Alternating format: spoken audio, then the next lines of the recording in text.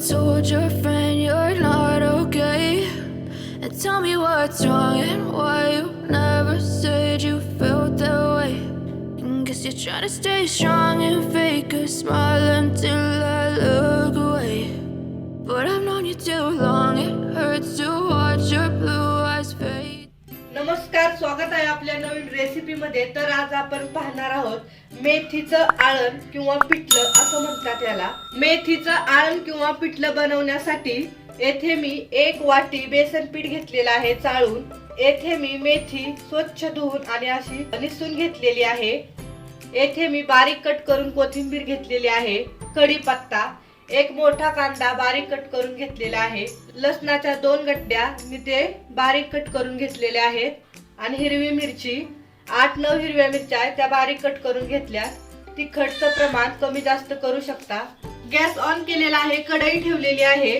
कढईमध्ये 4 चमचे तेल ओतलेलं आहे। तेल छान गरम झालेलं आहे। 1 चमचा जिरे, 1 चमचा मोहरी, 1 मोठा कांदा बारीक कट केलेला,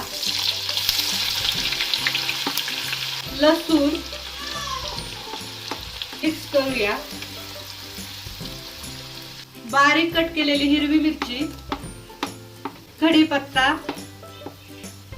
कोथिंबीर, चवीनुसार मीठ, 1 चमचा हळद पावडर, अर्धा चमचा हिंग पावडर। 5 मिनिटे आपण छान हे परतून घेणार आहोत तेलामध्ये।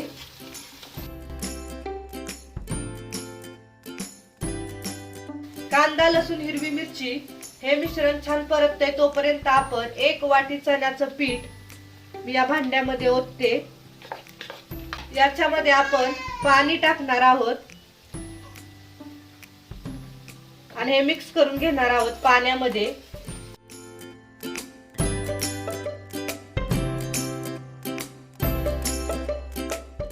याच्यामध्ये गाठी राहणार नाही अशा प्रकारे हे मिक्स करून घ्यायचे। तर पाणी टाकून हे बेसन पीठ छान मिक्स करून घेतलेलं आहे। 5 मिनिटे झालेले आहेत। कांदा, लसूण, हिरवी मिरची, कढीपत्ता छान परतलेला आहे तेलामध्ये। आता आपण याच्यामध्ये मेथी टाकणार आहोत। मेथी पण आपण या मिश्रणामध्ये 2-3 मिनिटे परतून घेणार आहोत। मिक्स करूया।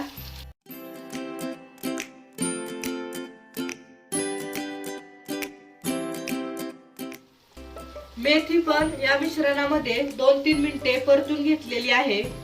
आता आपण याच्यामध्ये चण्याचं पीठ जे पाण्यामध्ये मिक्स केलेलं आहे ते ओतणार आहोत। 1 ग्लास पाणी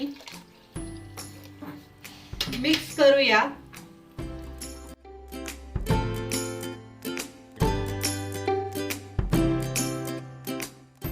गॅस लो फ्लेम वरतीच ठेवलेला आहे। झाकण ठेवते। आपण 5 मिनिटं हे छान शिजून घेणार आहोत। 5 मिनिटे झालेले आहेत। झाकण काढते। मेथी आणि हे बेसन पीठ छान असं एकजीव झालेलं आहे। आणखीन आपण याला 5 मिनिटे शिजून घेणार आहोत। मध्ये मध्ये 2-3 मिनिटाला मिक्स करत राहायचे म्हणजे याच्या गाठी होत नाही। मेथीचं आळण किंवा पिठलं छान आपलं तयार झालेलं आहे। शिजलं पण आहे छान असं। तर अशा प्रकारे आपलं मेथीचं आळण किंवा पिठलं तयार झालेलं आहे। आता आपण एका बाउल मध्ये हे सर्व करूया।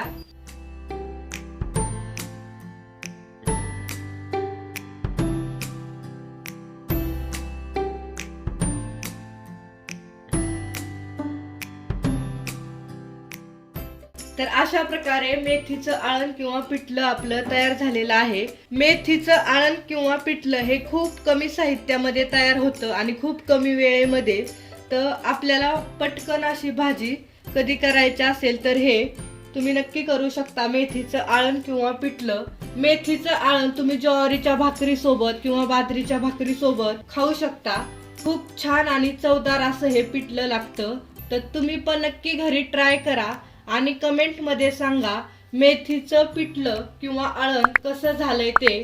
हा व्हिडिओ आवडला असेल तर लाईक करा, शेअर करा आणि आपल्या चॅनलला नक्की सबस्क्राइब करा। Thank you.